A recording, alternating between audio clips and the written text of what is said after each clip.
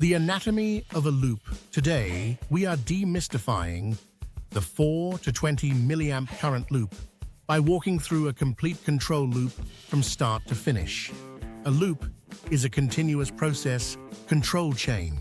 A sensor measures the process, a transmitter turns that into a current signal, a controller decides what to do, and a final control element changes the process. That red path is the 4 to 20 milliamp signal, and the blue piping is the actual process variable we care about. The key idea is that the current level itself represents the measurement, which makes it robust and easy to transmit across an industrial site. The universal language of industry. The 4 to 20 milliamp direct current loop is the most common analog signal standard in modern industrial instrumentation. Electric current represents a measurement or command signal in a proportional way, so more current means more of the thing. The transmitter senses a physical variable like pressure, temperature, or flow, then reports it as a matching current value. Current is used because it stays stable over long wire runs, even when there are voltage drops and electrical noise across a big plant. The live zero. The scale starts at 4 milliamps instead of 0 milliamps because 4 milliamps represents 0% of the measurement range. That creates a baseline current that is always flowing when everything is healthy. The diagnostic advantage is huge. If a wire breaks or a transmitter fails, the loop current drops to 0 milliamps. In a 4 to 20 milliamp system, 0 milliamps screams dead circuit, while 4 milliamps can safely mean real zero process value. The standard scale. Here is the quick mental map for the standard scale. 4 milliamps is 0%, and 20 milliamps is 100%. 8 milliamps is about 25%, 12 milliamps is 50%, and 16 milliamps is 75%. These checkpoints are gold for troubleshooting because you can sanity check a loop in seconds. The language of the loop. Translation. Troubleshooting a loop is mostly translation. Does the instrument's output correctly match its physical input? Every instrument has at least one input and at least one output, and there is always a defined relationship between them. In a 4 to 20 milliamp loop, that relationship is fundamentally linear. So once you know the input value and the range, you can predict what the current should be. The linear equation. A linear relationship means the output follows a straight line rule. Output equals slope times input plus an offset. On this slide, the output is the loop current in milliamps, and the input is the process variable. The slope is the span, meaning how much the output changes from bottom to top of the range. The offset is the live zero, which is 4 milliamps at the bottom of the range. The per unit shortcut. A slick shortcut is to convert everything into a per unit ratio between 0 and 1. 0 per unit means the lower range value, and 1 per unit means the upper range value.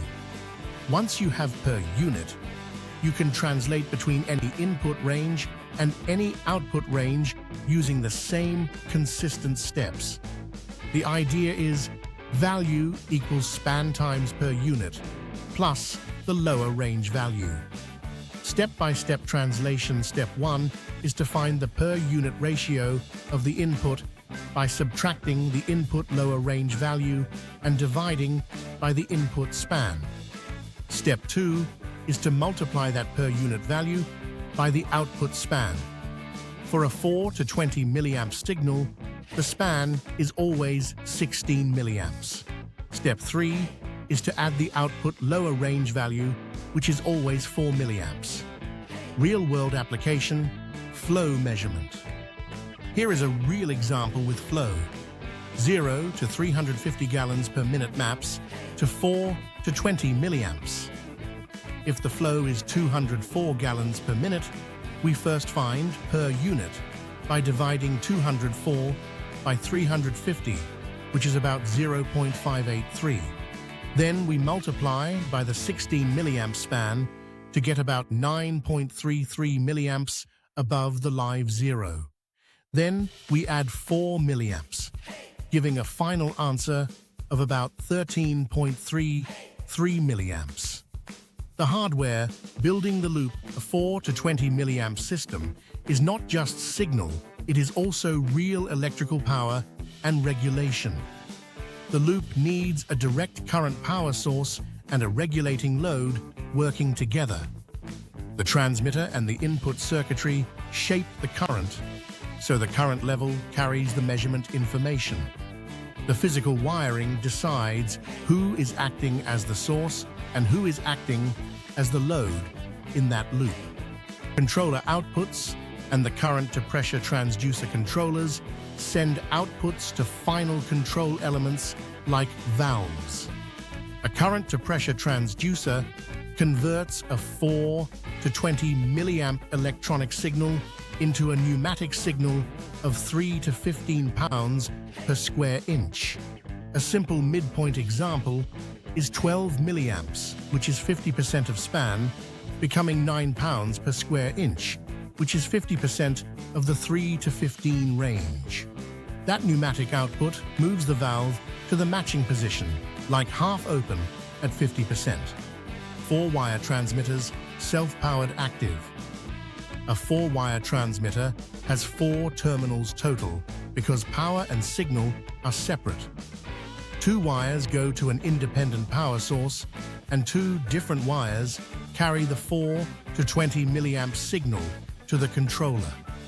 In this setup, the transmitter behaves like a true electrical source for the signal loop and pushes the current toward the controller input.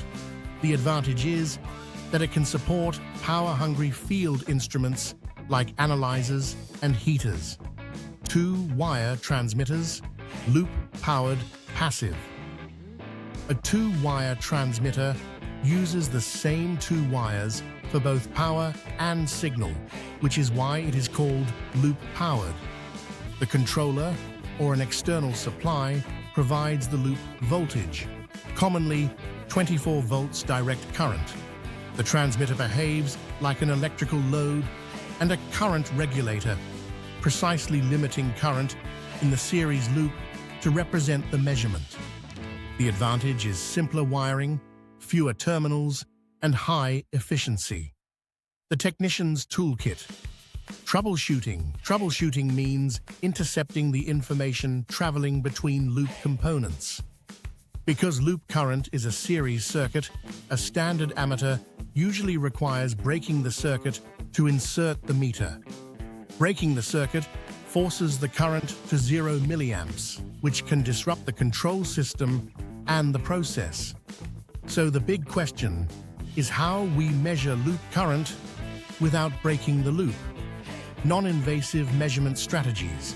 One strategy is test diodes installed in the loop, which creates safe test points for measuring current without loosening wires. A forward-biased diode drops about 0.7 volts, and the meter connection diverts current through the meter path at the test points. Another strategy is a precision shunt resistor, often 250 ohms, placed in the circuit. 4 to 20 milliamps across 250 ohms produces a 1 to 5 volt drop, so you can measure volts in parallel and infer the loop current. The loop calibrator. A loop calibrator is a special purpose tool built specifically for 4 to 20 milliamp diagnostics.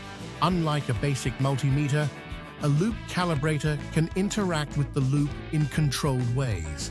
The 3 core modes are measure or read, source, and simulate. That means you can measure a live loop, or you can generate a known signal to test wiring, inputs, indicators, and valve movement. Calibrator mode. Read. Read mode is used to passively measure current in a functioning loop.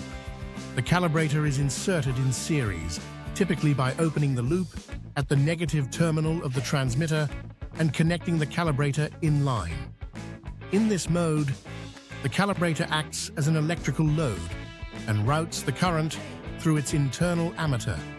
Anytime you open a loop, use proper permits and safe work practices because you are temporarily interrupting the measurement signal. Calibrator mode: source and simulate.